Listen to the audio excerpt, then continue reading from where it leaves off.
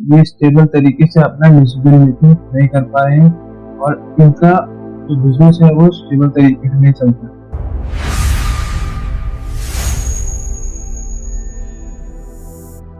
नमस्कार दोस्तों, मैं गर्वेश शर्मा आप लोगों का अपने चैनल जीएस इंफो में हार्दिक स्वागत करता हूँ।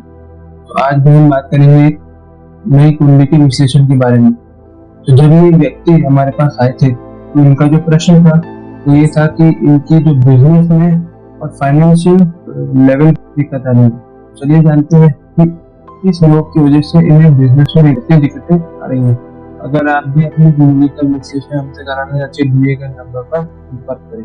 तो जैसा कि इस कुंडली में हम देख पा रहे हैं, देवगुरु बृहस्पति की स्थिति सप्तम भाव में स्थित है।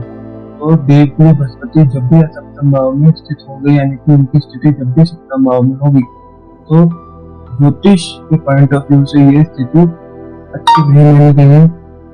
ये स्थिति आपके बिजनेस में, आपके फाइनेंशियल लेवल में, आपके रोजमर्रा की जो इनकम सोर्स है, यानी कि डेली इनकम सोर्स, उस इन सारे पॉइंट्स पर देवगुरु बृहस्पति अपनी बुरी हालत को दिखाते हैं।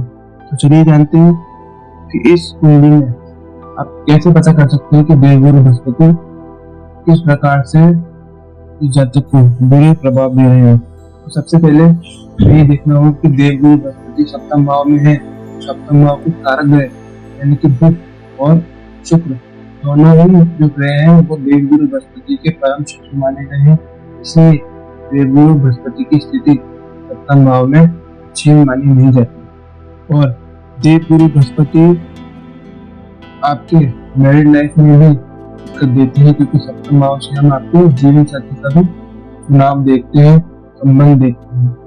तो जैसा कि हम इस कुंडली में देख पा रहे हैं कि इस जातक की जो मैरिड लाइफ है उसमें भी दिक्कत है, क्योंकि सप्तम भाव की बृहस्पति और नवम भाव में मंगल और राहु की स्थिति नजर आ रही है। तो नवम भाव जो है देवगुरु बृहस्पति का अपना एक भाव है, यानी कि कारक भाव है देवगुरु बृहस्पति का नवम भाव। तो जब भी नवम भाव में शत्रु यानी कि राहु, शनि, शुक्र, बुध बैठेंगे, तो ऐसी कुंडलियों में अक्सर देखा गया है कि जातक के जीवन में जो उनका वैवाहिक सुख है वो उन्हें पूरी तरीके से नहीं मिल पाता। हालांकि इस कुंडली में जो नवम भाव है इसमें मंगल भी राहु के साथ में बैठे, मंगल कई हद तक तो बृहस्पति को सहायता दे रहे हैं, लेकिन उस हद तक सहायता नहीं दे पा रहे हैं जितनी देनी चाहिए, क्योंकि राहु भी मंगल का परम शत्रु माना गया है ज्योतिष।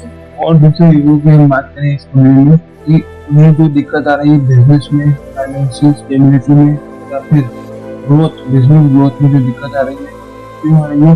क्योंकि सप्तम भाव का जो कारक है बुध, वो इनकी कुंडली में अष्टमी यानी कि अष्टम भाव में पूजा करके बैठा है।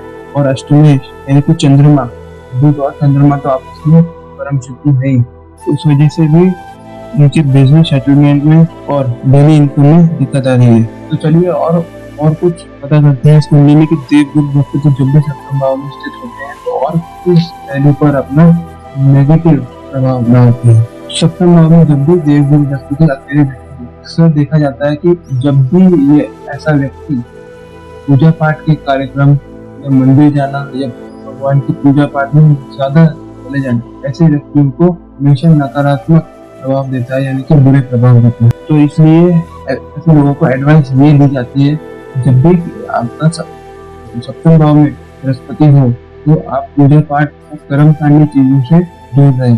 तो जितना ऐसे व्यक्ति पूजा पाठ कम करेंगे और मंदिर कम जाएंगे, उतना ही ऐसे लोगों के जीवन में सकारात्मकता आती है। देखा गया है कि सप्तम भाव में जब भी देवगुरु बृहस्पति विराजमान होते हैं तो ऐसे व्यक्तियों के छोटे भाई बहन होते हैं। तो जब भी उनका विवाह होता है तो विवाह होने के बाद ऐसे व्यक्तियों के छोटे भाई बहनों से नहीं बनते। और जैसा कि हम देख पा रहे हैं कि केतु की दृष्टि देवगुरु बृहस्पति पर स्थित है। तो देवगुरु बृहस्पति के चेले माने जाते हैं केतु, लेकिन सप्तम भाव पर केतु की दृष्टि होना ये अशुभ योग बनाता है। तो ऐसे जातक के जीवन में मैरिड लाइफ में अलगाव होना, सेपरेशन होना, जो दोनों मियाँ बीवी के जो मेंटल स्टेट है वो एक दूसरे से कभी नहीं मिलते। क्यों? क्योंकि इस भाव का जो एक कारक है बुध, वो भी केतु का परम शत्रु माना जाता है। तो इस कारण से जब भी केतु सप्तम भाव को देखेंगे अपनी दृष्टि से, चाहे वो कोई भी हो, 5वीं 7वीं और 9वीं दृष्टि से, जब भी केतु सप्तम भाव को देखेंगे तो अलगाव की स्थिति मैरिड लाइफ में या आपसी संबंधों में मियां बीवी की दिक्कत आती ही आती है।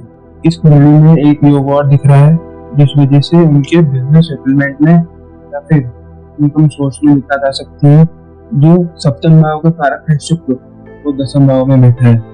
दसम भाव में जब भी शुक्र अपनी स्थिति लेकर आते हैं तो ये देखा जाता है कि शुक्र बिजनेस में व्यक्ति को उतना लाभकारी रिजल्ट नहीं देते, यानी कि पॉजिटिव रिजल्ट नहीं देते। ऐसा व्यक्ति अपने घर परिवार को चला सकता है, कोई भी मैनेजमेंट की चीजें ऐसा व्यक्ति अच्छे से कर सकता है, लेकिन बिजनेस और लीडरशिप लेवल की जितनी चीजें हैं ऐसा व्यक्ति नहीं कर पाता अच्छे तरीके से।